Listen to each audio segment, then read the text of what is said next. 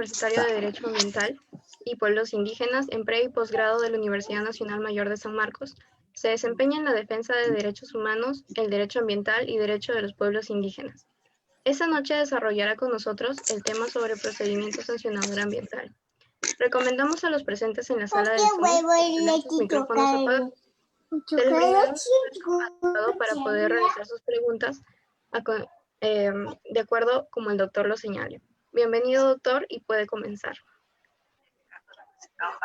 Muy buenas noches con todos. Gracias por la presentación, Bethel. Muy amable por la invitación, Peter González, un excelente profesional, al igual que Bethel. Y hoy día, pónganse cómodos, traigan un bocadillo, algo de beber, que vamos a abordar la experiencia del tercero interesado en procedimientos sancionadores por derrames de petróleo. ¿Sí? Pero antes, quiero que se pongan de pie y aplaudan lo que ha hecho México, que ha ratificado el acuerdo de Escazú el día de ayer, con lo cual deja todo listo para que entre en vigencia ni bien se deposite el instrumento internacional en la ONU. Qué bueno que México se puso la 11 e hizo los goles que no hace nuestro querido Poder Legislativo. Vamos rumbo a un nuevo momento del principio 10 sobre participación ciudadana ambiental, que justamente de eso trata esta exposición, de cómo podemos contribuir en un procedimiento sancionador para poder, desde la postura de tercero interesado, coadyuvar a la determinación de la responsabilidad administrativa de un presunto infractor ambiental. Pero antes vamos a contarles el caso. O sea, este es un caso muy interesante que es bien conocido. Es el caso del oleoducto norperuano, que inició operaciones el 31 de diciembre de 1976. Como ven en el mapa, aparece el oleoducto atravesando las regiones de Loreto, Amazonas, Cajamarca, Lambayeque y Piura. Y pueden ver que es una infraestructura que atraviesa zonas amazónicas, donde la geografía es agreste, donde si no se le da el debido mantenimiento podría ocurrir un accidente. No quiero, antes de continuar mi exposición, agradecer la excelente y magnífica diapositivas y presentación que me ha elaborado Amparo Córdoba, mi compañera de trabajo, con la que compartimos este caso junto con Lilian Delgadillo y Carlos Quispe. Volviendo al caso en particular, este oleoducto, el oleoducto, tiene que contar con un instrumento de gestión ambiental. Se supone que en 1976, hace 44 años, en el Perú debió exigírsele un instrumento de gestión ambiental, pero en el país no se exigía ninguna actividad hidrocarburífera este requisito. Esto ocurriría recién en 1990 con el famosísimo Código de Medio Ambiente y Recursos Naturales, y debido a ello, recién en el año 95, o sea, 5 años después de que se aprueba este código, Petroperú se adecúa con un instrumento de gestión ambiental llamado Programa de Adecuación y Manejo Ambiental. Sin embargo, han pasado largos 25 años sin que se haya actualizado el instrumento en mención. A lo más ha tenido una modificación, pero no ha cumplido con el artículo 30 del reglamento de la ley del Sistema Nacional de Evaluación de Impacto Ambiental, que la letra señala el estudio ambiental aprobado debe ser actualizado por el titular, en este caso Petroperú, en aquellos componentes que lo requieran, a 5º año de iniciar la ejecución del proyecto y por periodos consecutivos y similares. ¿Esta es la opinión del docente? No. Es la opinión del organismo de evaluación y fiscalización ambiental que en el año 2016 dictó una medida preventiva para que actualizaran su PAM, la cual se confirmó en el Tribunal de Fiscalización Ambiental. Y mi estimado Peter Vettel, hasta la fecha no se ha actualizado.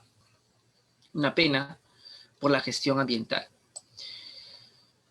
Recuerdo, Peter, que este caso, cuando lo conversábamos hace unos años con Charo López, que exponía justamente el caso del derrame de Curinico en Urarinas, discutíamos por qué ocurrió este derrame de petróleo. Y la explicación que te daba el organismo de evaluación y fiscalización ambiental en la resolución que determinaba responsabilidad administrativa de Petroperú de Urarinas era fundamentalmente por una falta de mantenimiento integral del oleoducto.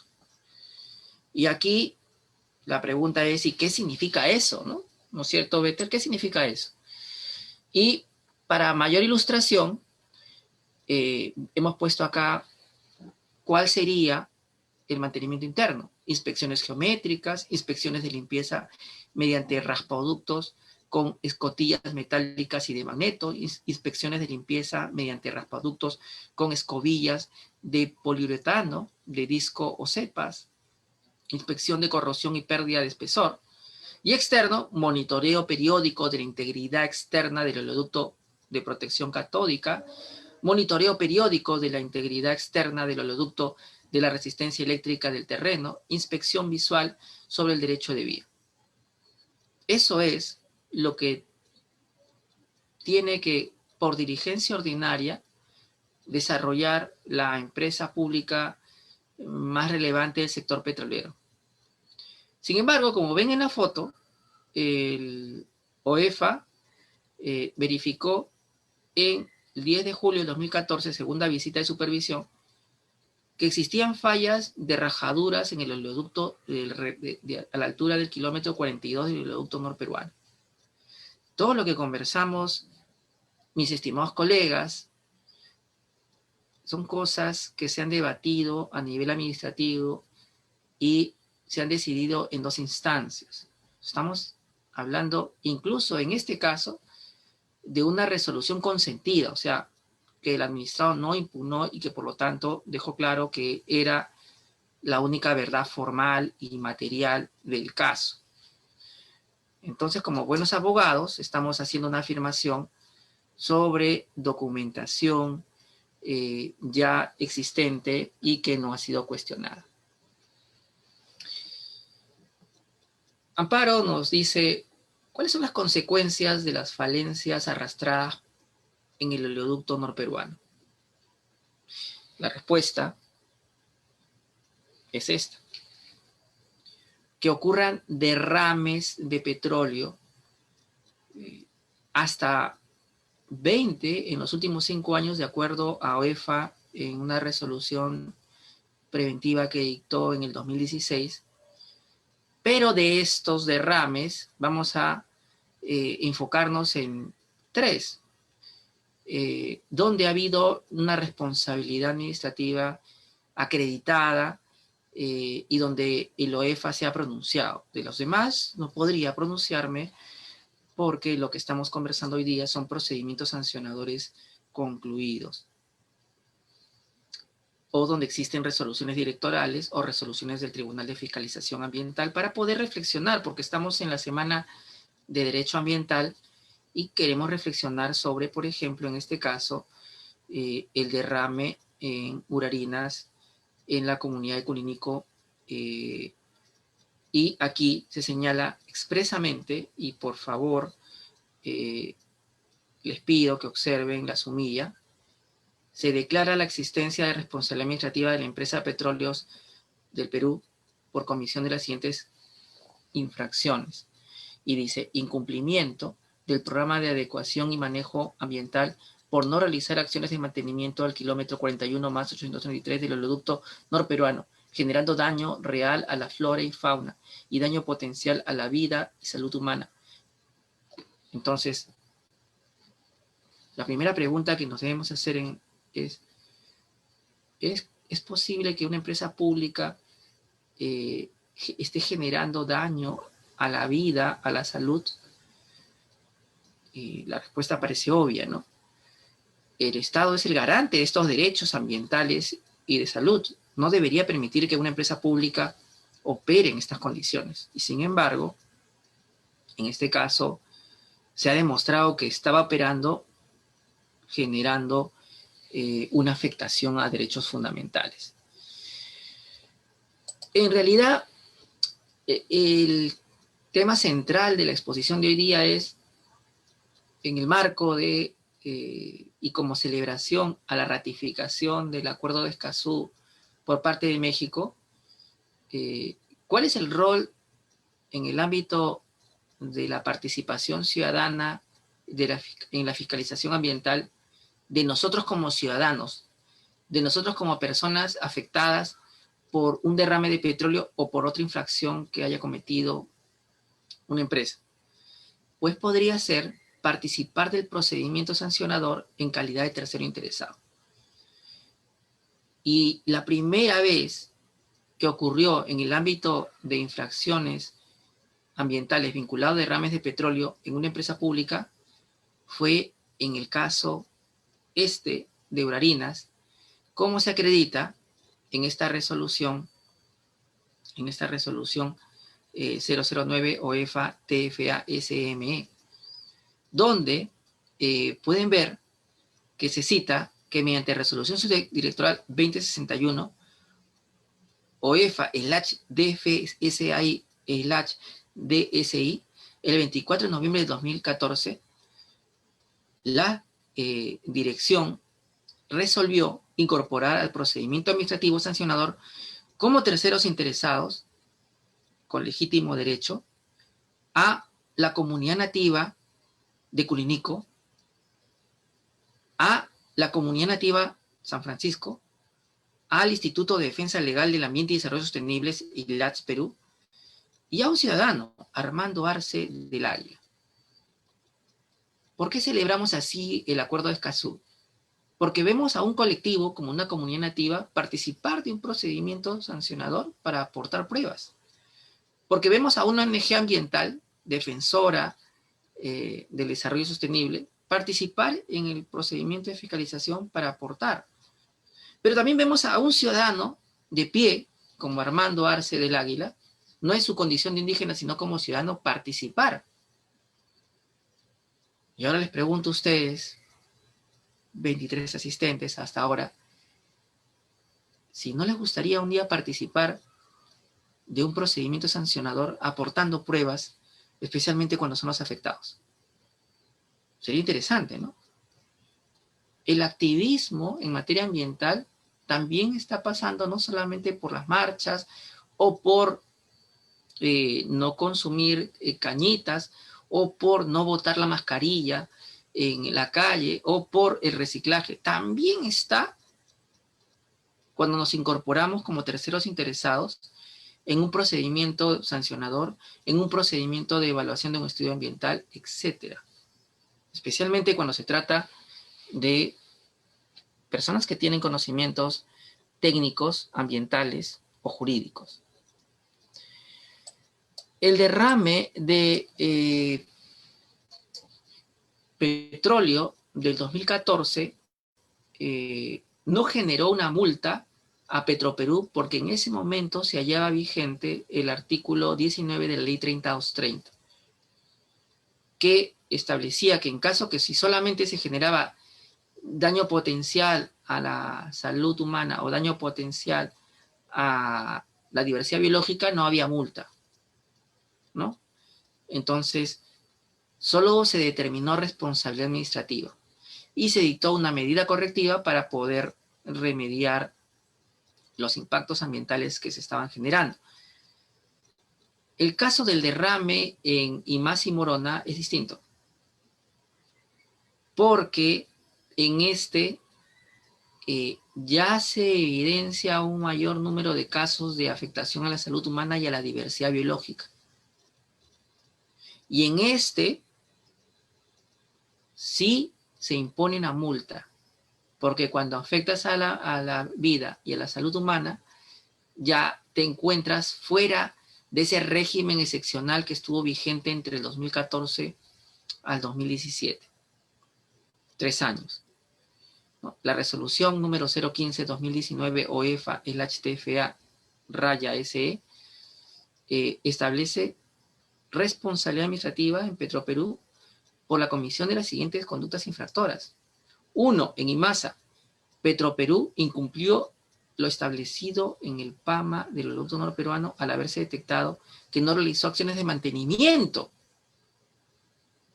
tales como inspecciones visuales sobre el derecho de vía, monitoreo periódico de integridad externa del oleoducto de los potenciales de protección catódica, monitoreo de la resistencia eléctrica del terreno.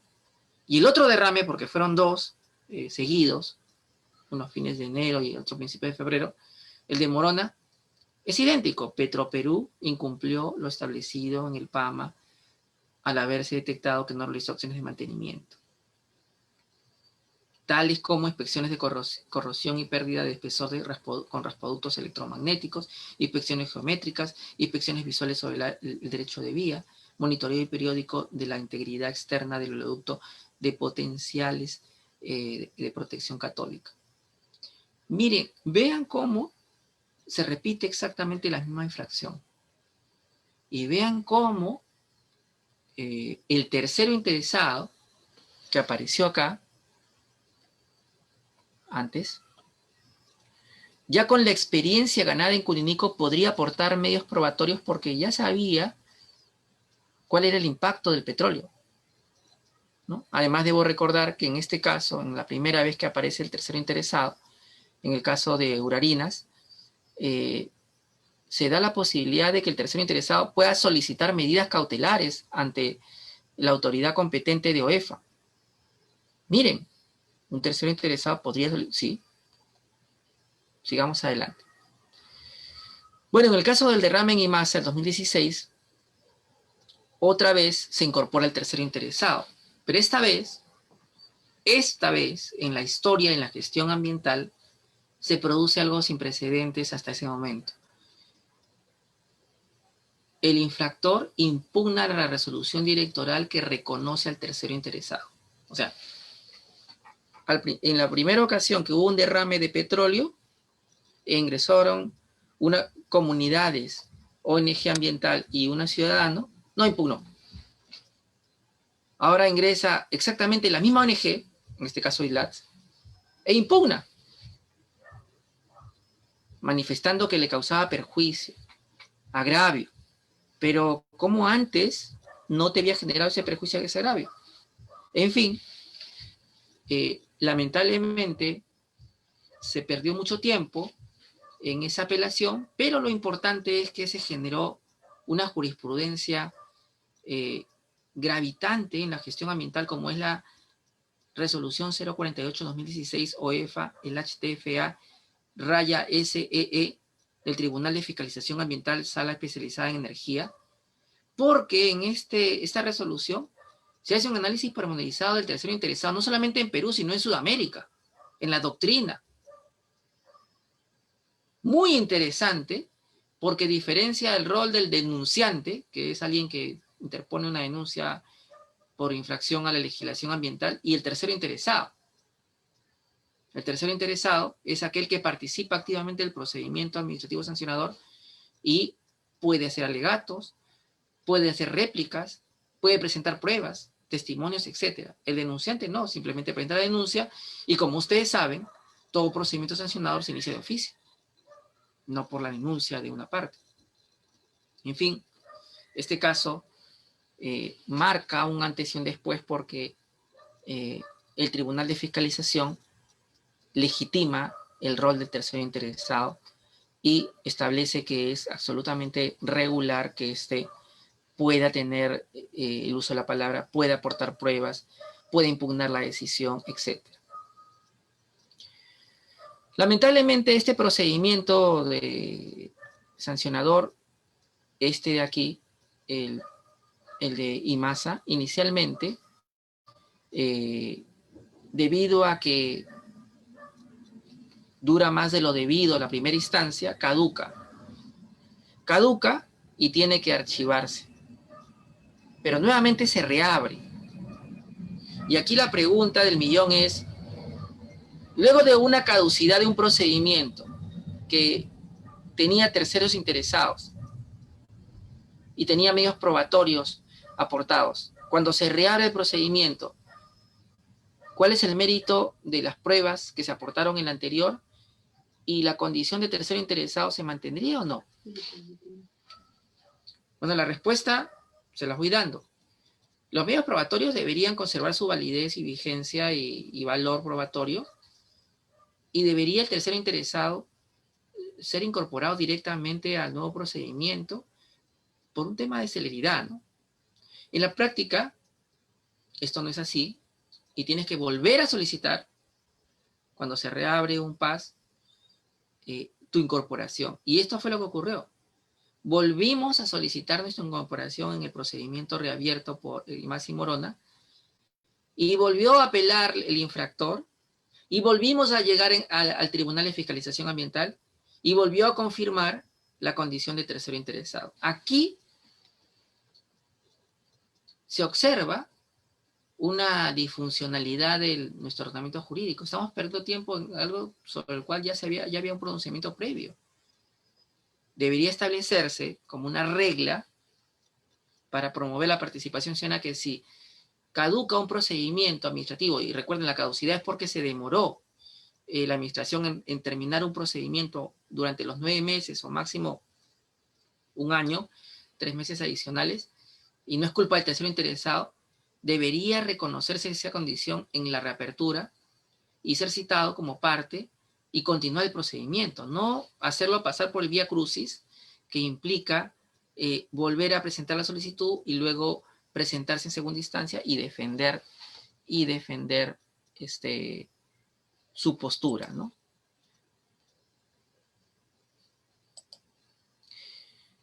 Sigamos avanzando porque luego de esta experiencia como tercero interesado, viene una siguiente, ¿no? Que es la de el derrame de petróleo en Barranca, 2016 también, ¿eh?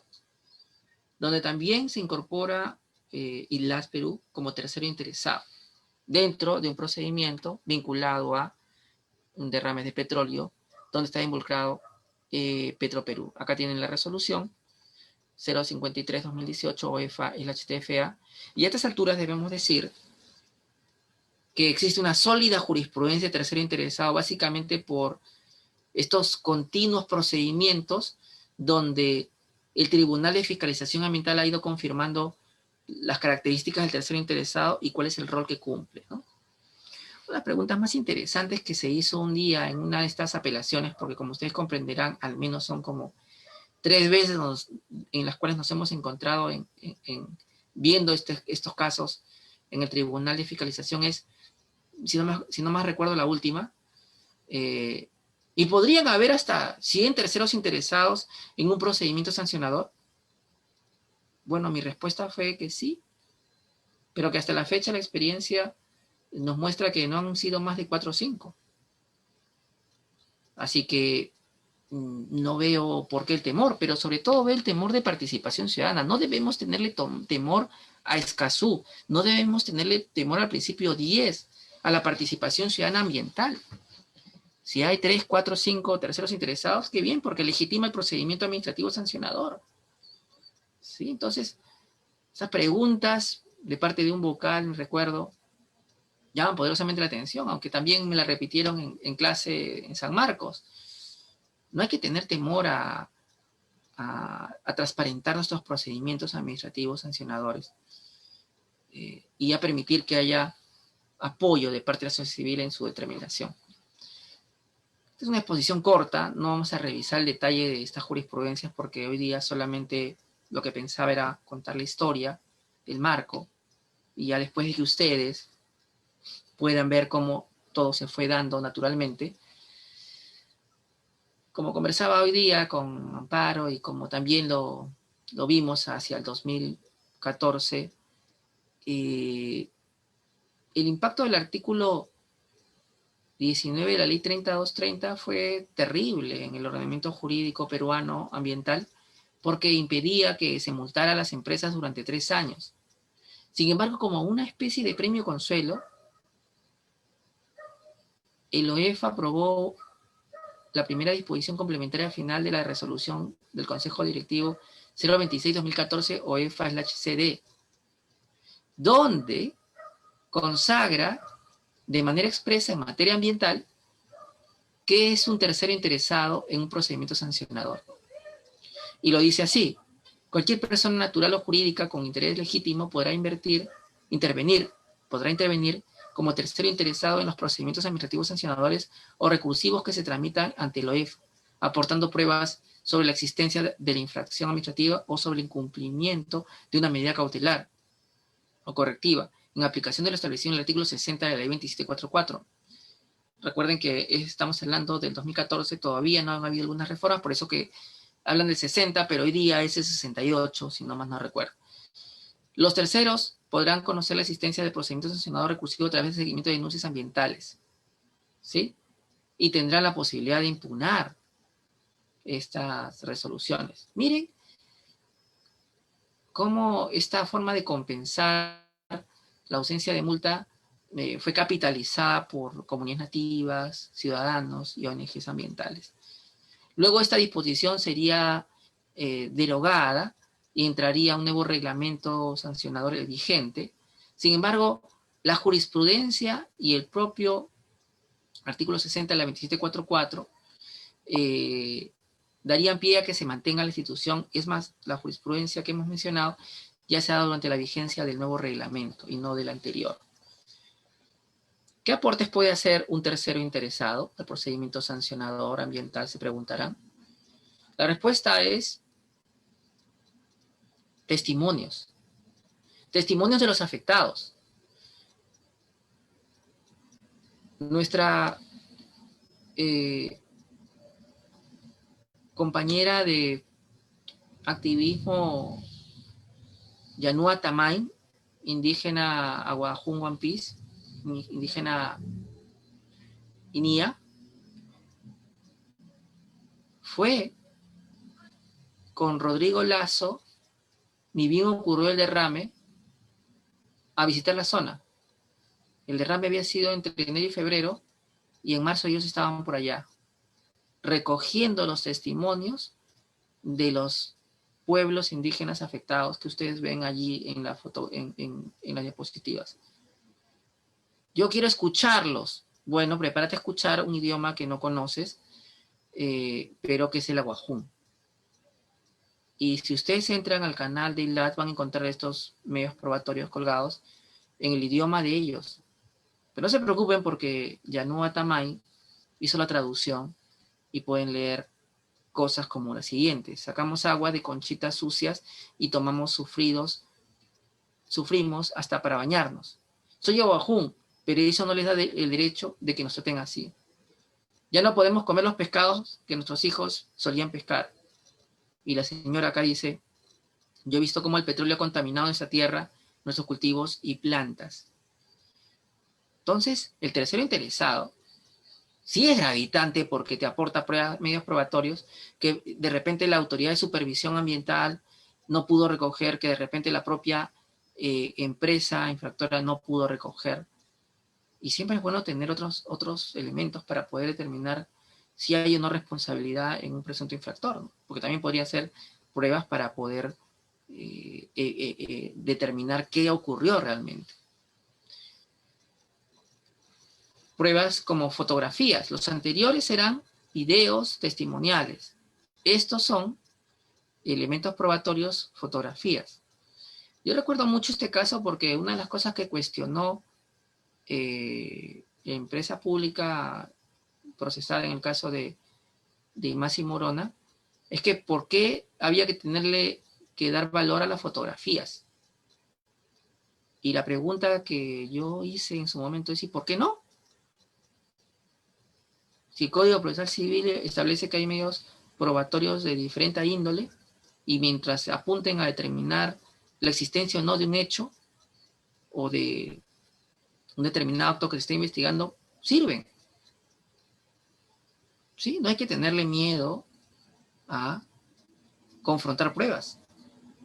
Interesante este caso porque se confirmó también en este caso, no había que hacerlo, pero digamos que se confirmó que las fotografías eran medios probatorios válidos para ser usados y que el tercero interesado cuando las presentaba estaba absolutamente ejerciendo su derecho de manera regular. Pero también se presentaron fotografías de personas afectadas por el petróleo que había tomado contacto con su piel, particularmente menores de edad. En la resolución incluso figuran fotos de niños menores a 2 años. Ahora que iba la vacunación, ojo, campaña nacional, sábado y domingo contra difteria, vacúnese. Nosotros hemos ido hoy día y hemos visto niños como los que estaban contaminados en este triste hecho del derrame de Imasi Morona. Solo mirar esas fotografías, pues, es muy triste.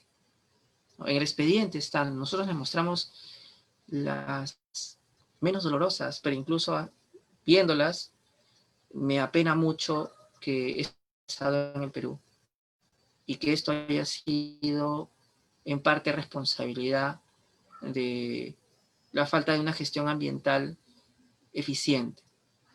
Y eso es responsabilidad de todos, ¿no? Entonces, ¿por qué de todos? Porque por Escazú también, por eso es tan importante, los ciudadanos debemos velar porque nuestras empresas y el Estado hagan cumplir los instrumentos de gestión ambiental, porque hagan monitoreos independientes. Nos falta también asumir esa responsabilidad. El Estado solo no tiene la responsabilidad. Sigamos avanzando. En el caso de Imasi Morona, se adjuntan fotografías de menores, ¿no? Y hay una evidente relación entre el derrame y la afectación a la salud de las personas. Lo que ven a continuación es el trabajo de ILAS Perú del 2014 al 2020 en su calidad de tercero interesado. En nuestra calidad de tercero interesado, lo que nos permitimos fue, como ven en la fotografía, ven, aquí está, estoy mostrando una fotografía de la resolución de niños afectados por el petróleo que habían consumido en el agua. ¿Sí? Ahí está, figura en las resoluciones. Los invito a revisarlas. OEFA tiene un buscador de jurisprudencia extraordinario. Puede usted verlo directamente con los números que están apareciendo. ¿Sí? Y aquí nos ve en medios de comunicación haciendo una crítica a la aplicación del artículo 19 de la 3230, aquí en una conferencia de prensa manifestando que Petroperú aplique los seguros de responsabilidad civil cuando haya derrames de petróleo y que actualice su PAMA. Aquí en el primer debate que se tiene como tercero interesado, y que fue muy, muy intenso, pero fue clave para luego llegar a este momento que está acá, que es cuando se consolida la jurisprudencia, esta resolución del Tribunal de Fiscalización Ambiental 048, ¿no? Ya luego estamos aquí en la otra audiencia, me parece que esta es de Imasi Morona, pero la segunda parte, y esta también de Imasi Morona, la segunda parte. Entonces creemos que el rol del tercero interesado, y lo mostramos en el canal, y lo mostramos en en las resoluciones y los aportes es importante. Es importante para la sociedad, para el infractor, porque lo que determina el tercero interesado es, queremos saber la verdad, queremos saber qué pasó y que se tomen medidas correctivas. En el fondo no queremos que se multe per se, instrumentalmente al infractor, sino queremos saber qué pasó para que no vuelva a ocurrir y para que se tomen las medidas correctivas. ¿Sí? Eso es lo más importante. Por eso es tan importante reflexionar sobre estos casos de derrames de petróleo. Además, porque en el ámbito de estos informes orales se sustentó la obligación de la empresa pública de respetar los principios rectores sobre empresas y derechos humanos. ¿Ya ven el rol del tercero interesado? Miren, se sustentó también que se pueda aplicar con carácter de jus cogen, con carácter de referencial, si quieren, el Escazú. Mucho antes del debate de ahora, el año pasado, ya en el informe oral, se manifestaba la posibilidad de que podamos aplicarlo supletoriamente al momento de hacer una motivación sobre la incorporación del tercero interesado, y en el caso de los principios rectores, al momento de determinar responsabilidad de parte del infractor. Los principios rectores sobre empresas y derechos humanos, en punto 15 dice, para cumplir su responsabilidad de respetar los derechos humanos, las empresas deben contar con políticas y procedimientos apropiados en función de su tamaño y circunstancias. A ver, B, un proceso de diligencia debida en materia de derechos humanos para identificar, prevenir, mitigar y rendir cuentas de cómo abordar su impacto sobre los derechos humanos. Definitivamente todos los casos que hemos visto son afectaciones a derechos humanos, y donde amistosamente lo decimos, la empresa tendría que aplicar una mejor política de respeto a derechos humanos e instalar un oficial de cumplimiento de derechos humanos y suscribir un compromiso de cumplimiento de todos sus funcionarios de alta dirección y de toma de decisiones de que van a cumplir estos principios. Yo creo que eso es parte de asumir nuestra responsabilidad, ¿no? Porque muchas veces dicen, yo no lo hice, lo hizo un tercero. Pero independientemente de eso, que tú digas y alegues en el procedimiento administrativo esa defensa, sería muy bueno si suscribieras los principios rectores y los cumplieras, de verdad. Hemos estado revisando la página web de la empresa infractora, en este caso Petroperú, y hemos encontrado que efectivamente en su memoria de sostenibilidad 2018 dice lo siguiente: en 2018 Petroperú inició el proceso de debida diligencia en materia de derechos humanos. Esta causa nos permitirá generar herramientas de gestión basadas en la Declaración Universal de Derechos Humanos, así como los principios rectores sobre empresas y derechos humanos. En una etapa inicial evaluaremos nuestro desempeño en la materia a lo largo del oleoducto norperuano. Esperamos que el infractor en este caso, de estos 3 casos que hemos mencionado, cumpla su palabra y de verdad aplique los principios rectores. Creo que sería un buen gesto con el país y con los ciudadanos. Es interesante, esperemos que cumpla. Bueno, ya cerrando nuestra ponencia, que era corta, nada más queríamos dar cuenta de las resoluciones administrativas, de los medios probatorios presentados, de las cosas que se han hecho desde nuestra institución para consolidar la figura del tercero interesado como equipo legal. Nunca las cosas importantes se consiguen solo, se consiguen a lo largo del tiempo y con un equipo legal que trabaja en ese propósito. ¿Cuál es el bonus track? Mi estimado Vettel, mi estimado Peter, les he traído un obsequio hoy día, y es este, adicional al que les estamos dando. Hace poco, Minagri anunció cambios importantes en el nuevo reglamento de gestión ambiental para impulsar el desarrollo sostenible del agro. Anotaba el propio Minagri en su portal. Decía aquí que va a haber un nuevo reglamento que incentiva la formalización de actividades agrarias mediante la incorporación de fichas técnicas ambientales, que son procedimientos más cortos para la aprobación de proyectos y actividades en curso no comprendidos en el Sistema Nacional de Evaluación y Fiscalización Ambiental. La pregunta es, ¿Por qué estaría mal hacer un nuevo reglamento para aprobar estudios de impacto ambiental en el sector agrario en plena pandemia? Veamos, ¿qué podría ser cuestionable? Podría ser cuestionable que estas normas, al regular los estudios de impacto ambiental que se aplican en bosques, no hayan sido objeto de consulta previa, conforme lo ha solicitado la Confederación Nacional Agraria y la Organización Regional de Pueblos Indígenas del Oriente, que se ubica en la región de Loreto. Tanto el presidente de CNA, Antolín Huáscar, como el presidente de Orpio, Jorge Pérez Rubio, han exigido la consulta previa de este nuevo reglamento porque ahí ven una foto. Lo que ocurre en los bosques afecta a los pueblos indígenas. Si vas a regular los estudios de impacto ambiental que se aplican en bosques, pues tienes que consultarlo. Tienes que consultarlo. No te puedes hacer el loco. Ahora, claro, por ahí dice una resolución del Viceministerio de Cultura para otro caso similar. No, pero es que lo que está ocurriendo acá es que no hay una modificación de las reglas de juego de aprobación de estudios de impacto ambiental, sino es como un reacomodo, es como un rompecabezas que lo he vuelto a armar.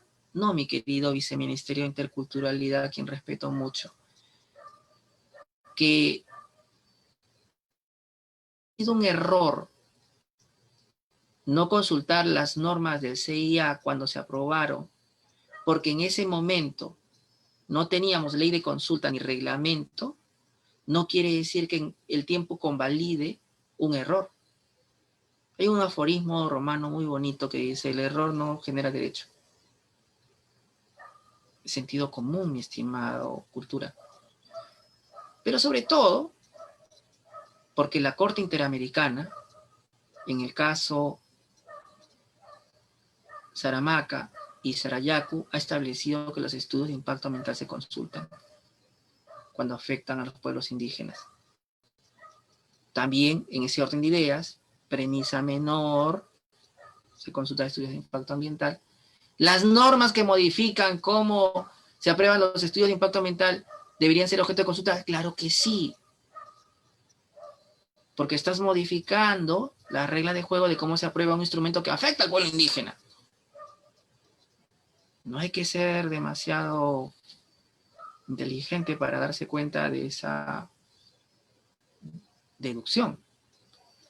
Esperemos que corrijan, esperemos que se pongan del lado de los pueblos indígenas, esperemos que seamos más interculturales, porque eso es lo que quiere el Perú. Menos confrontación, menos conflicto y más trabajo en equipo. Trabajemos con pueblos indígenas y como Estado y como sociedad civil, hagamos consulta previa, hagamos participación intercultural, ratifiquemos Escazú. Nunca es tarde.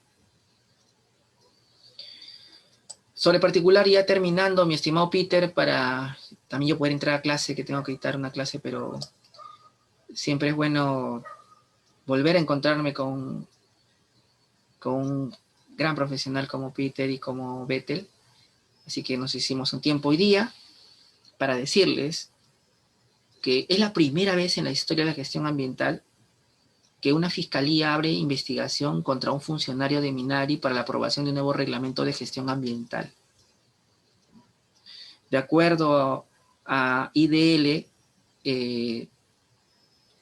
se ha abierto investigación contra el director general de Asuntos Ambientales Agrarios, justamente porque la aprobación en este momento de un reglamento de gestión ambiental del sector agrario puede generar un impacto negativo en el desarrollo de procesos penales por delitos ambientales contra empresas madereras y en el desarrollo de procedimientos sancionadores que viene desarrollando el OEF. Miren, esto no lo decimos nosotros, lo dice la Fiscalía. O sea, no lo dice textual, pero se entiende allí, miren, y que resultan responsables de agricultura a fin de prevenir delitos de responsabilidad funcional y la modalidad de delito de responsabilidad funcional pública por otorgar de derechos. en agravio del Estado por un plazo de 60 días. O sea, luego de la denuncia que hizo Ojo Público, porque ellos fueron los que advirtieron a los pueblos indígenas reglamentos que estaban saliendo entre gallos y medianoche, la Fiscalía abre este procedimiento. Entonces, yo creo, honestamente, que lo saludable sería hacer consulta previa. Y yo honestamente que lo que ha ocurrido con el sector de agricultura ha sido desconocimiento involuntario de la consulta previa a los indígenas y que hoy se aprestan a hacer historia y a consultar por primera vez en la historia del Perú, como celebrando el bicentenario, la consulta previa al reglamento de protección ambiental agraria. Pero no en tiempo de pandemia y con mecanismos tecnológicos de virtualidad, sino cuando acabe esta pandemia hacemos la consulta previa correspondiente. Qué hermoso. Creo que eso es lo que va a ocurrir. Creo que va a conducirse esta petición, porque aún no la han respondido, y una investigación preliminar de fiscalía, en realidad lo único que te está haciendo en el fondo, no es decir que tú eres culpable de algo, sino que te está preguntando, mira, ve, explícame, ¿no? Explícame qué ha pasado. De repente yo no estoy leyendo bien, tú me explicas y me vas a decir, no, sí, voy a consultar el reglamento de protección ambiental del sector de agricultura, no, sí, vamos a hacer mayor participación ciudadana, no vamos a tomar una de hace 2 años, una cosa así, no. Y el MINAN también dirá, solamente no se preocupen, aquí vamos a poner las bases para que los estudios de impacto ambiental se consulten a partir de este reglamento, ¿no? Quiero pensar eso, sobre todo porque estoy muy contento porque se ratificó Escazú con nuestro gran vecino de Sudamérica llamado México. Yo creo que a portas de un bicentenario, el enfoque de interculturalidad y la consulta previa van a ser las banderas del Ministerio de Agricultura y del Ministerio del Ambiente. Déjenme soñar, mis queridos estudiantes, colegas, amigos, doctores y doctoras. Creo que el gran legado de esta gestión de Agricultura y Ministerio del Ambiente podría ser ese. Así como fue un legado que se consultara el reglamento de la Ley Forestal y de Fauna Silvestre, como fue que se consultara la Ley Forestal y de Fauna Silvestre que dejó con más de 30 peruanos fallecidos. ¿Por qué no poder soñar en la posibilidad que el Ministerio del Ambiente y el Ministerio de Agricultura se compren un boleto a la historia y hagan consulta previa de este reglamento? Yo quisiera y creo de buena fe que lo van a evaluar, lo van a meditar y el Ministerio de Justicia seguro dará el respaldo y tendremos un Perú llegando al bicentenario más intercultural y tendremos un sector agrícola y de protección de bosques mucho más consensuado y más con enfoque de derechos, de género e interculturalidad. Y nos olvidamos de estas denuncias fiscales y cerramos estos casos que quiero pensar solamente van a quedar en la anécdota porque el Estado peruano va a ser plurinacional. Ese es mi deseo ahora que Escazú pronto entra en vigencia cuando lleven corriendo el instrumento a la ONU y de repente en los próximos meses el Perú lo ratifique. Soy positivo, creo que ustedes también deberían serlo, y hasta que no vea una muestra de estos sectores de que digan lo contrario, yo seguiré esperanzado en que saben hacer lo correcto sus funcionarios, sus directores, quienes son grandes profesionales, y creo que van a sacar el lustre al bicentenario llevando adelante un procedimiento de consulta previa de un reglamento de protección ambiental que será el primero y luego vendrán otros, como por ejemplo el procedimiento único de certificación ambiental o la modificatoria a a la legislación del CIA, entre otros. Hay que empezar por algún momento. Hay que tomar un problema como una oportunidad. Esto es un problema. Hoy día, seguramente, estará preocupado el viceministro, el ministro, pero puede ser una puerta a la esperanza de un Perú mucho más democrático e intercultural. Veamos qué ocurre. Yo creo que todo se va a resolver pacíficamente y que en unas semanas estaremos celebrando otro nuevo paso al cumplimiento de la consulta previa en la gestión ambiental. Antes que pasen a sus preguntas, me gustaría que recuerden que este trabajo en equipo de ILAS no sería posible sin su apoyo, ¿no? Sin su reconocimiento. Y si les gusta el trabajo que hacemos, suscríbanse a nuestro canal. Ahí está, ¿no? Síganos en YouTube, síganos en el Facebook. Y sigamos trabajando por un Perú con un ambiente adecuado, equilibrado, con el respeto a la cultura de los pueblos indígenas y por un desarrollo sostenible que en realidad sea el que quieren todos los peruanos. Muchas gracias, quedo atento a sus preguntas.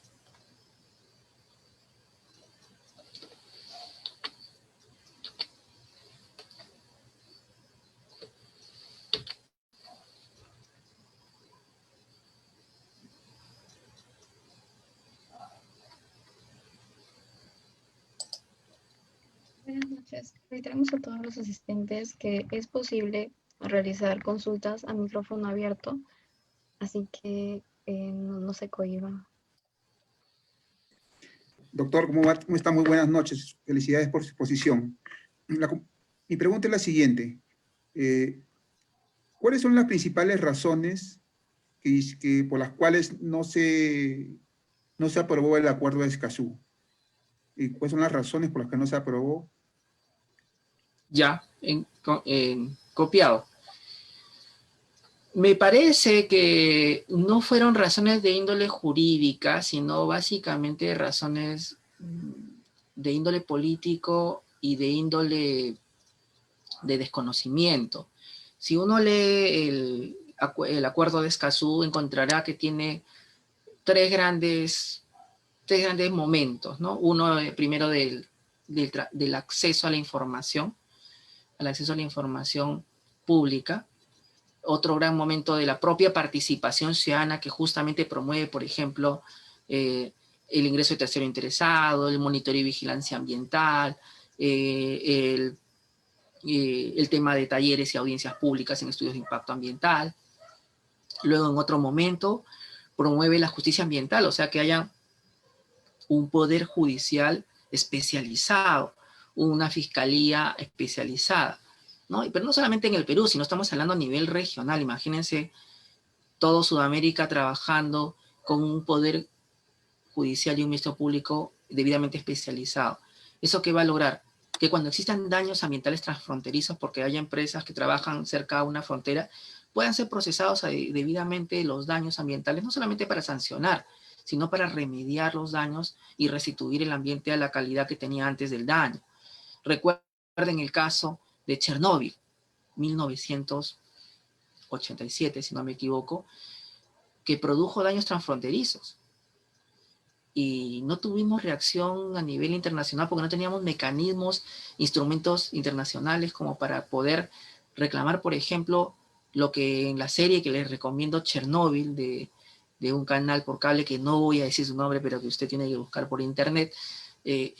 La crítica más grande es, por eso es bueno verla y después de leer Escazú, inspirarse, porque lo que ocurrió allí no fue que se cometiera solamente un error en el desarrollo de la actividad de la central nuclear, sino que no se avisó a las personas que estaban al costado de la central que había ocurrido un accidente para que se pongan a buen recaudo. No se avisó a los países vecinos de que estaba saliendo radiación para que se pongan a buen recaudo. Lo hicieron todo a destiempo. Sería básicamente como lo que ha ocurrido con China cuando se enteró del COVID y nos dijo unos meses tarde, ¿verdad? Esos días, semanas o meses pudieron ser habitantes para el caso de Italia, España o Perú, que tiene la mayor tasa de mortalidad por millón de habitantes. Entonces, por eso Escazú. Por eso Escazú, porque Escazú transparente la información ambiental. Y yo lo extendería al tema de salud, porque el ambiente y salud van así.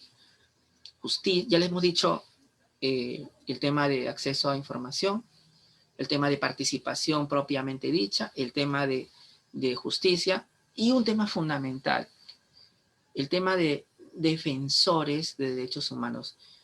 O sea, en la generación de mecanismos para proteger a las personas que, como por ejemplo, imaginemos, su profesor, ¿no? Está defendiendo acá el tema de los derrames y va en el lugar y desaparece. Desaparece, ¿no? Y de pronto asumamos que esté luchando contra los taladores ilegales. Dejan una nota y dicen al próximo que siga protestando por los derrames o por la madera, le va a pasar lo mismo. Y todos ven y nadie hace justicia por lo que me ocurrió. Escazú dice eso, no va a pasar, porque si le pasa eso a uno de ustedes o a quien habla, aquí hay mecanismos de protección para buscar y determinar responsabilidad, porque ya no volvemos a volver a la vida al que desapareció, pero podemos hacer que no vuelva a ocurrir y encontrar a los responsables. Entonces, esa es la importancia de Escazú, porque está construido justamente para aquellos que nos dedicamos a lo que han visto a ese momento. Miren, todo lo que les he revelado es producto de un trabajo de aplicación del principio 10 de participación ciudadana, y con Escazú hubiera sido mucho más fácil. No tuviéramos que haber llegado al Tribunal de Fiscalización Ambiental, no tuviéramos que haber llegado al Poder Judicial, no tuviéramos que haber llegado a lo que hemos llegado. Casi todo lo que hemos obtenido, muchas cosas han sido por través del Poder Judicial. Entonces, sí nos parece que fue un error haber creído que la suscripción, la ratificación de Escazú iba a quitarnos soberanía, porque no es verdad. O sea, si ocurre algo con algún defensor, de todas maneras va a llegar a la Corte Interamericana, porque es así, está suscrito hace años.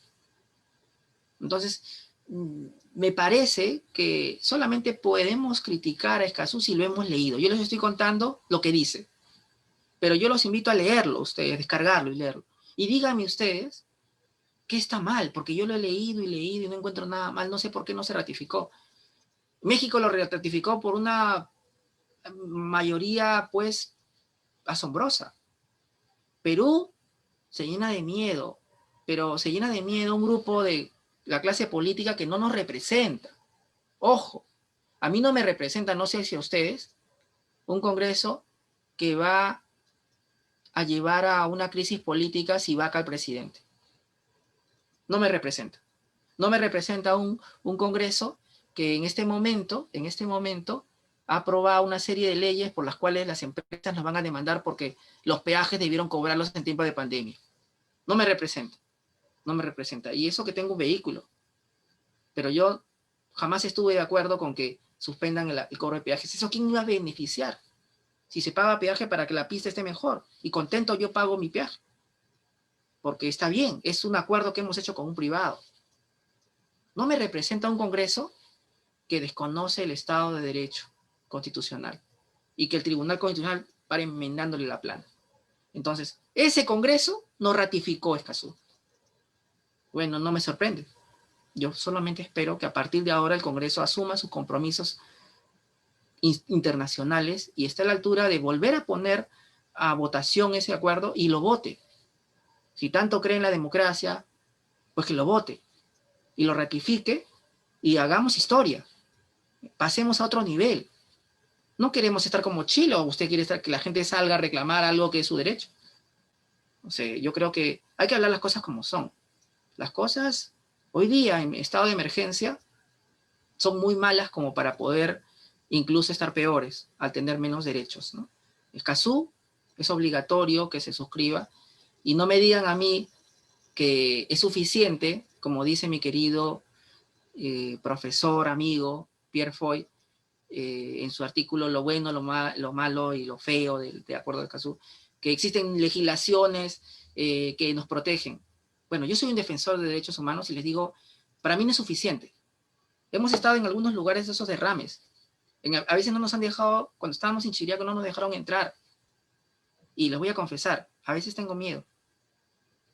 Y al menos quisiera tener una garantía, Escazú, ¿no? Y se los dice un defensor de derechos humanos, ¿no? Vale la pena que protejan a los que buscan proteger el ambiente, los bosques. Ojalá hubieran escuchado a los que realmente nos afecta la no ratificación. Y eso que yo soy el que menos debería reclamar protección, porque los que están peores son los indígenas. A ellos los matan en el bosque por reclamar porque no deforesten. A ellos los desaparecen, los secuestran, los amenazan. No, pero como es un indígena, no importa. ¿Cuántas veces han escuchado al presidente decir indígena en los últimos 6 meses?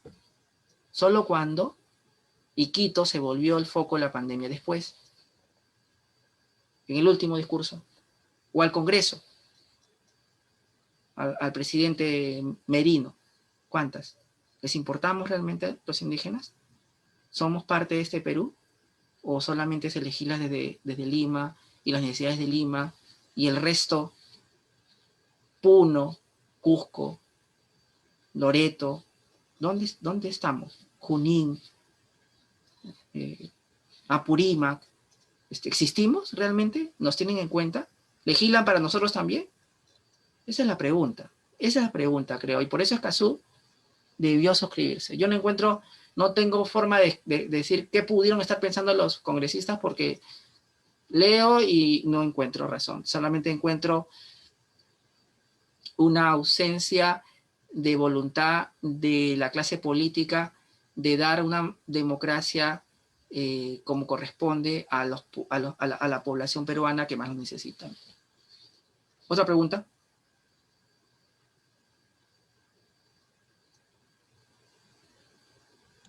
Doctor Henry, Sí. en el chat tenemos la pregunta de Carmen Valladares, que dice: ¿cómo se procede o se puede actuar frente a esos derrames que son provocados?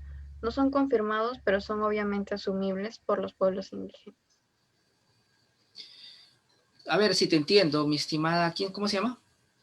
Carmen Valladares. O sea, tú me dices que, a ver, tú, Betel, ayúdame en entender. O sea, me dice los derrames que son ocasionados por los propios pobladores, ¿no es cierto? Ajá, exactamente. Ya. Vean, lo que hay que tener claro en estos casos es lo siguiente. El hecho que un tercero pueda haber generado un impacto en el oleoducto es un hecho que debe investigar la Fiscalía y debe determinar responsabilidad. Eso, clarito, ¿no? Y de repente puedes poner tu acción de responsabilidad civil por daño ambiental. Y yo exhorto a la empresa que afirma eso que lo haga, ¿no?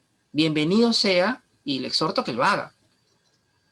El asunto está en no hacer afirmaciones sin pruebas. O sea, es fácil decir, lo hizo él. Pero, ¿y cuántos jurisprudencia tienes donde hayan condenado a un indígena que ha roto el oleoducto en el ámbito de delitos ambientales o daños a la propiedad o responsabilidad civil por daño ambiental? Es fácil decir, tirar la piedra y esconder la mano. Yo les muestro pruebas. Resoluciones de OEFA donde dice falta mantenimiento. Acá me dicen, otro lo hace, bueno, entonces que sí, hagan su caso emblemático, así como nosotros nos demoramos, miren cuánto, 2014 al 2020, y casi sin recursos, porque las ONG pues no somos millonarios, no somos los grandes estudios, tenemos que hacer miles de cosas para sostenernos, hemos logrado generar jurisprudencia emblemática como la que están viendo.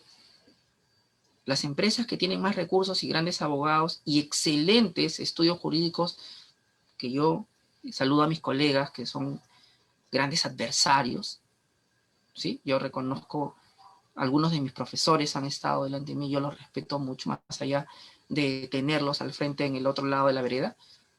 No discuto sus capacidades y talento profesional, pero la empresa debería ser jurisprudencia emblemática y mostrarla, no solamente decirlo. Pero vamos a ponernos en el supuesto que efectivamente lo haya hecho un tercero. ¿Sí? Vamos a ponernos en el supuesto. Pero eso no exime a la empresa de reparar, restaurar el daño que se ha generado. ¿Por qué? Porque cuando tú eres propietario de un bien riesgoso, en este caso el petróleo o el oleoducto, los daños que se generen por él, tienes que responder tú como titular. Le voy a poner un ejemplo. Si usted tiene un arma y se la roban y usted no ha hecho la denuncia ni nada, ¿quién es el responsable? El que disparó, responsabilidad civil, y el dueño. Vamos a poner un ejemplo mucho más llano y menos grosero. En el caso de los transportes públicos, cuando alguien atropella un transportista público, esos buses irresponsables o las combis irresponsables, ¿el chofer nomás es responsable o el propietario que nunca quiso que ocurriera ese accidente? Entonces aquí hablamos, y la Ley General del Ambiente es muy categórica, que en casos de daño ambiental se habla de responsabilidad objetiva. ¿Entendería? ¿Qué pasaría si aplicamos esa tesis de que, el tercero lo hizo, entonces yo me desentiendo? Pues el daño quedaría ahí y nadie lo repararía. Y aquellos que tenemos actividades riesgosas, por ejemplo, el desarrollo de actividad minera, petrolera, nunca responderíamos por los daños que generábamos porque no asumimos los riesgos de la actividad riesgosa. Y eso, la Ley General es clara. Si tienes una actividad riesgosa, asumes los riesgos. ¿Cómo? Seguros ambientales. Ese oleoducto tiene un seguro de responsabilidad civil. Si se rompe, puedes cubrirlo la póliza, como el SOAT que cubre un vehículo. El problema es que a veces no se hace ejecutar. ¿Por qué? No lo sé. Yo supongo, presumo, no estoy al tanto, pero presumo que cada vez que se ejecuta una póliza aumenta, o sea, que cada vez que se ejecuta una acción de uno de estos seguros, aumenta tu póliza para la siguiente vez que lo contrates. No lo sé. Lo único que sé es que tengo 3 casos donde dice que hay falta de mantenimiento. De lo otro, no tengo prueba, no tengo jurisprudencia. Alcáncenmela, por favor, les pido que ayuden a este profesor, activista, defensor de derechos humanos, miembro del equipo de ILATS, a entender qué está pasando, mandándome jurisprudencia de primera o segunda instancia, de tercero reventando el ducto. Yo se los agradecería y no me molestaría, me diría, bueno, me están ayudando a entender la realidad, porque objetivamente lo que veo es este escenario. Lo otro, es verdad, puede haber, pero hasta ahora nadie me ha determinado cuán cierta es eso, ¿no? Entonces, como abogado tenemos que mostrar lo que objetivamente existe, ¿no? No puedo ir Doctor, más... una pregunta. Sí, Rosme, porque, bueno, en realidad es Rosemary. Quería consultar respecto de ese tema, ¿cómo se puede probar? Si, por ejemplo, el corte se hace en la selva, es como Fuente Ovejuna, ¿no? Todos van y cortan, o podría darse el caso, ¿no? De que corten, ¿y cómo lo prueba la empresa también? Y además que el mismo hecho de que corten hace que igual nos estén afectando a los demás, porque igual le están contaminando de cierta forma el ambiente. Ahora sí, cuando hay una falta de mantenimiento, el daño causado es mayor, ¿no? Porque, bueno, la falta de mantenimiento, el tubo se ha corroído, etcétera. Claro, es esa gran dimensión, pero ¿qué pasa si el corte solamente implica, es un corte pequeño? Yo creo que tecnológicamente se puede probar porque no es un corte, o sea, se ve que es un corte de sierra o un corte así hecho con golpes, pero, o sea, la empresa tampoco no le suele ser tan beneficioso tener que probar eso porque es más fácil razonarlo que estar probando de que se cortó, porque simplemente le ponen un sello ahí al tubo y sigue, ¿no? Entonces, pero el problema es que son constantes, quizás, ¿no? Si son constantes, ¿cómo quizás podríamos solucionarlo? Porque el problema está ahí, entonces quizás también podríamos ver ese problema y solucionarlo, ¿no? Al final la cosa es que se protege el ambiente en sí. Rosme, una consulta, pero ¿y qué piensas de la falta de mantenimiento? Porque solamente estás viendo una parte de la moneda, también hay que ver lo Claro, otro. yo no discuto la falta de mantenimiento, pero, o sea, la falta de mantenimiento es algo que sí, o sea, también es error de la empresa, y se tiene que corregir, y se tiene que seguir su procedimiento, pero ¿qué pasa? También me pongo, ¿no? ¿Qué pasa con lo otro? O sea, creo que también podríamos buscar por qué se da, ¿no? O sea, y cómo lo solucionamos, ¿no? Romer, Porque al final es la pero protección del me parece que si tú tienes un problema, por ejemplo, como los feminicidas, como los violadores o como los que rompen lo que tú estás planteando, los ductos, tienes que generarte un caso emblemático y determinar responsabilidad, porque a estas alturas de los recursos que tienes para poder hacer una investigación policial y fiscal, tarde o temprano alguien de quien ha hecho esto va a hablar y vas a encontrar quién fue el que lo ordenó y dónde está todo el nexo. O sea, si fuéramos a entender que todos los delitos no se pueden llegar de alguna manera encontrar responsable, pues no investigaríamos el narcotráfico,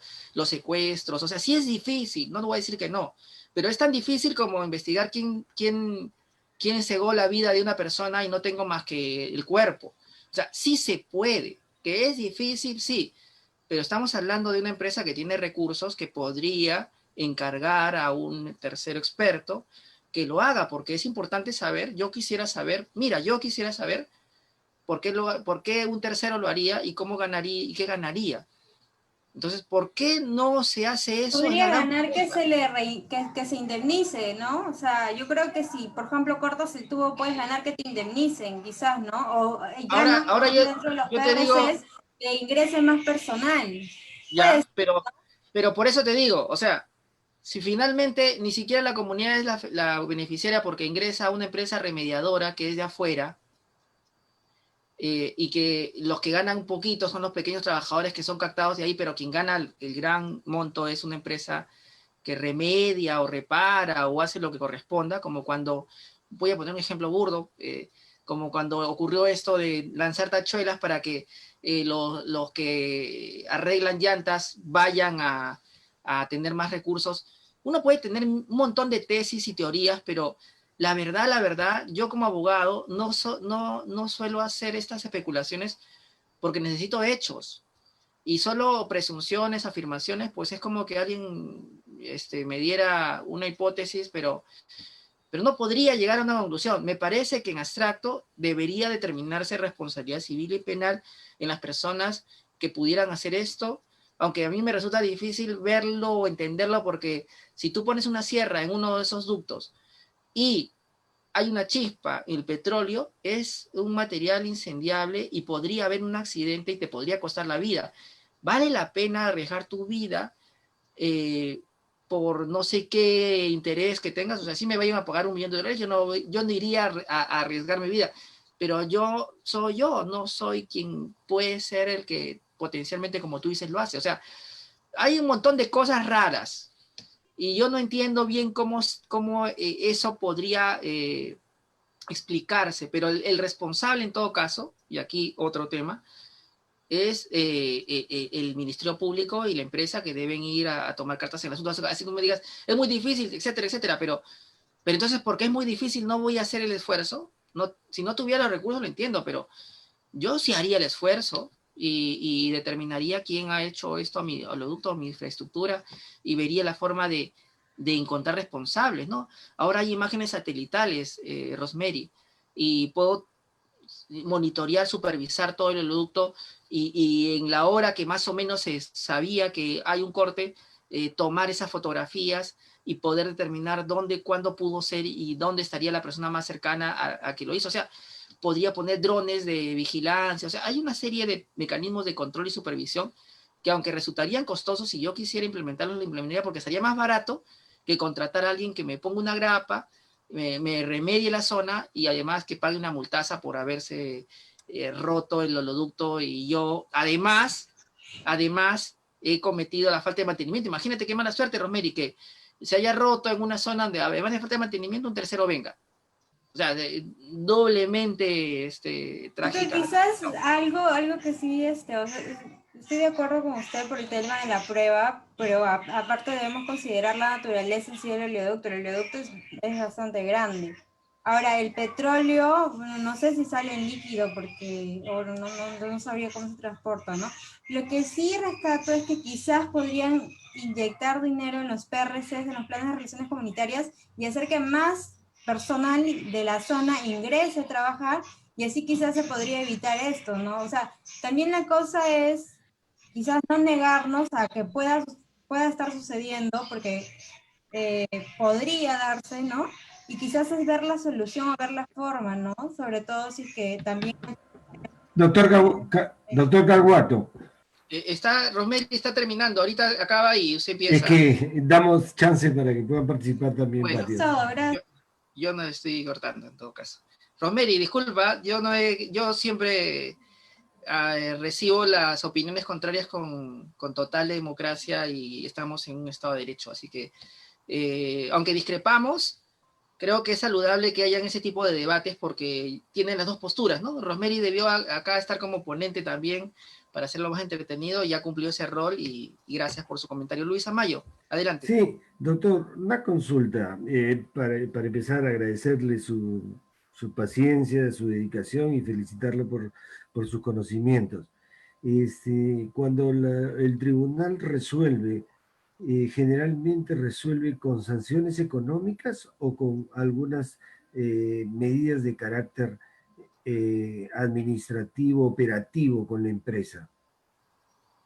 Muy bien. En un procedimiento administrativo sancionador existe la posibilidad de que se multe a la empresa porque hay que retirar el beneficio económico ilegalmente obtenido. Por ejemplo, en ese oleoducto, imaginemos, hipotéticamente, en abstracto, imaginemos que no le hayamos dado mantenimiento 20 años. Imaginemos. Hipotéticamente me ha ahorrado el costo de mantenimiento esos 20 años. Entonces la multa tendría que considerar retirarte el beneficio económico que ha significado el ahorrarte ese mantenimiento de contratación de personal, de inversión de materiales, etc. Entonces la multa es muy importante por eso, porque me retira el beneficio económico y ahora me suma un poco más que se relacionaría a factores como la probabilidad de encontrar esta falla, ¿no? Como ha dicho Rosemary, es bien difícil hacer supervisión al oleoducto. Eso que tú eres empresa, ¿no? Imagínate al supervisor de OEFA que haga... Es más difícil, entonces como es más difícil, va a ser más alta la multa cuando hay mayor dificultad y menos alta cuando, por ejemplo, está acá a 20 cuadras de OEFA, ese factor será menor, ¿no? También se toma el factor daño ambiental, 5% aprox.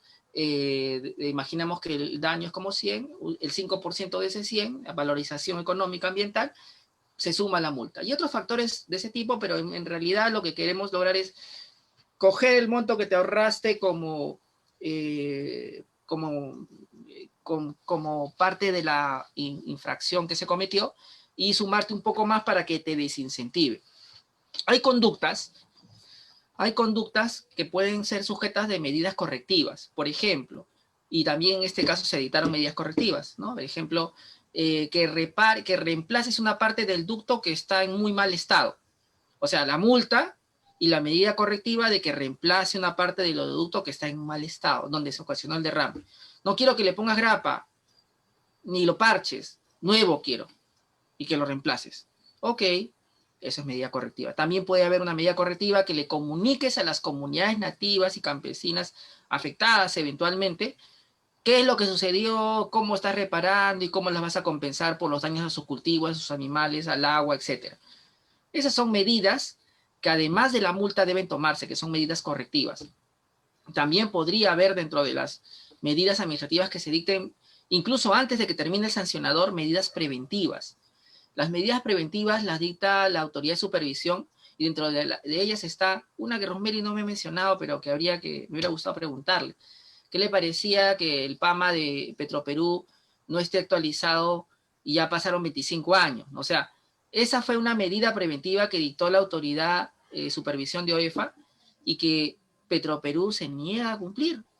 Hasta donde yo sé, llegó a segunda instancia y hasta donde sabemos, no ha actualizado su PAMA. Entonces, el procedimiento sancionador, como lo decimos aquí en nuestro libro, que me vamos a hacer de publicidad hoy día, tiempo de pandemia, se llama el procedimiento sancionador ambiental de lo represivo instrumental a la participación y remediación ambiental. Su profesor tiene una mirada del sancionador no represiva. Nosotros queremos que el sancionador sea remediador y de participación ciudadana. O sea, que además de la multa, cumpla con la vocación de restaurar las cosas al estado anterior y también que sea con participación ciudadana, que la medida correctiva, la medida cautelar que se plantee, sea conversando con la empresa, con los afectados, y lleguemos a un acuerdo para que todos estemos satisfechos.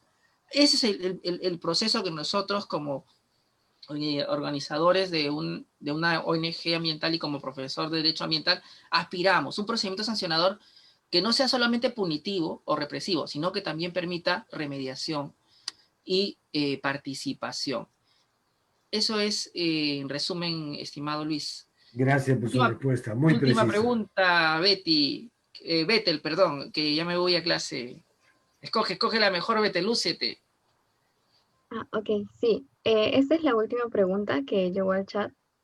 Dice, ¿cómo invoca una persona natural de manera adecuada el interés legítimo para ser tercero en un procedimiento administrativo sancionador cuando es ajeno a la asociación que representa a los indígenas?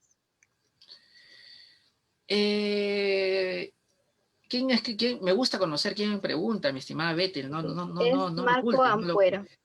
Marco Ampuero ha hecho una gran pregunta porque la Ley General del Ambiente, en su título preliminar, artículo 4, establece que cualquier persona,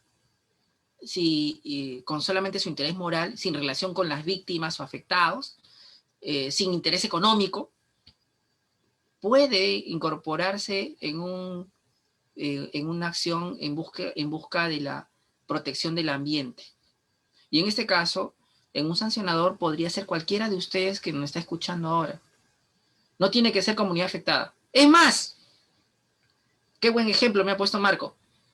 El tercero interesado, ILATS, en todos los procedimientos que hemos mencionado, no era afectado.